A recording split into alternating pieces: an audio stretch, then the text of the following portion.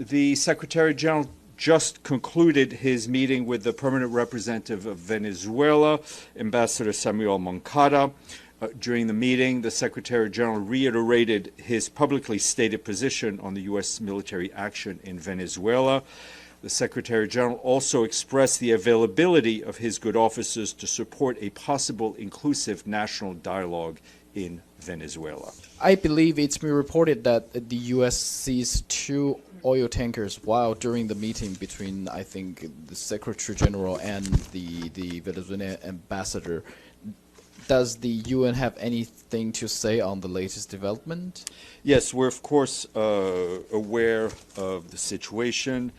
At this stage, we do not have sufficient information to say anything further to what our stated position is on these issues, which is that all law enforcement actions on the oceans and seas are to be taken in accordance with applicable international law in order to ensure maritime safety and security on the high seas.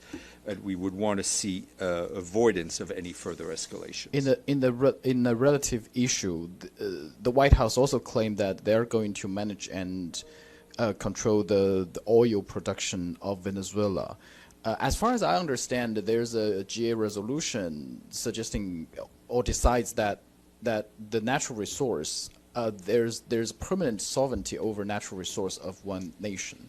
So what is the reaction of the Secretary General? It's not so much a reaction as what our position has been throughout, whether it's Venezuela or other countries where this issue has risen. The oil in Venezuela belongs to the Venezuelan people, just as the oil in Syria belongs to the Syrian people, and the natural resources of any country belong to the people of that country.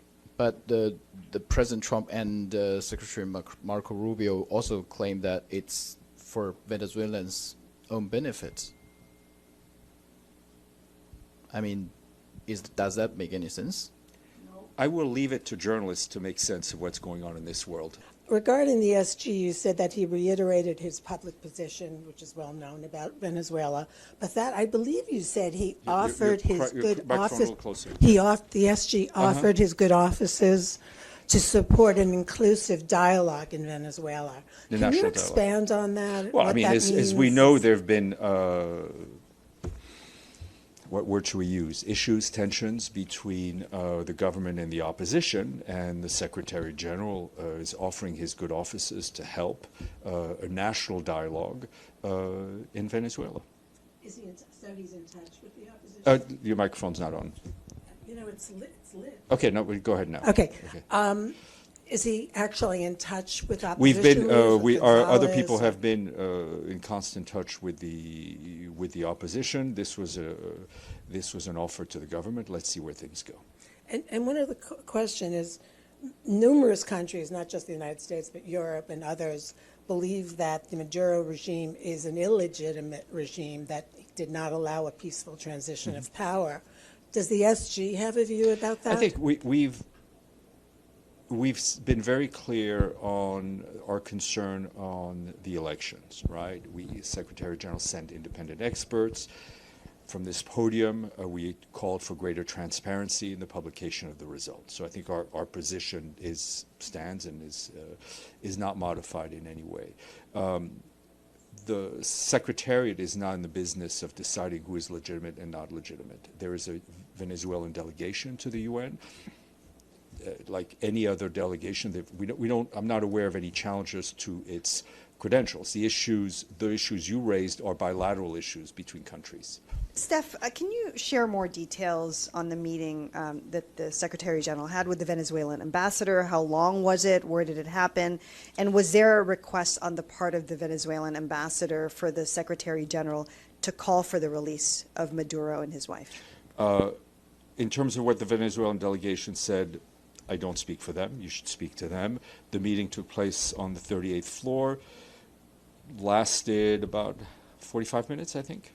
Have Russia or the U.S. raised the oil tanker issue with the United Nations? I mean, not that I know in the last 2 hours. Thanks.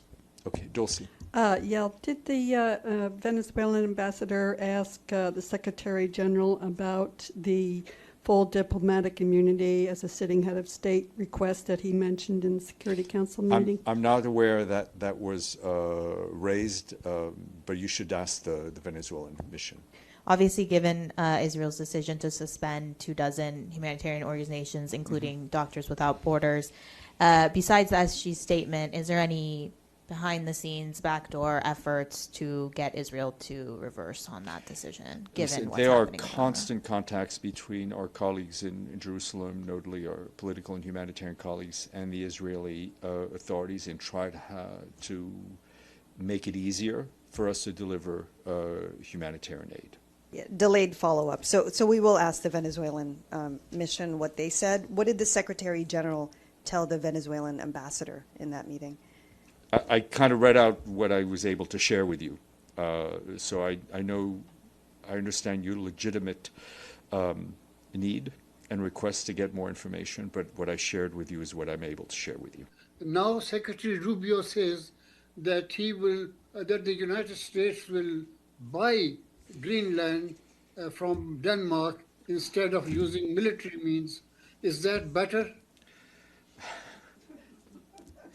It's a very good question, Iftikhar, and a very good phrasing. What I will just repeat is our belief in the territorial integrity of all member states, including Denmark and including all its provinces, and I will leave it at that. Jelajahi cara baru mendapatkan informasi. Download MetroTV Extend sekarang.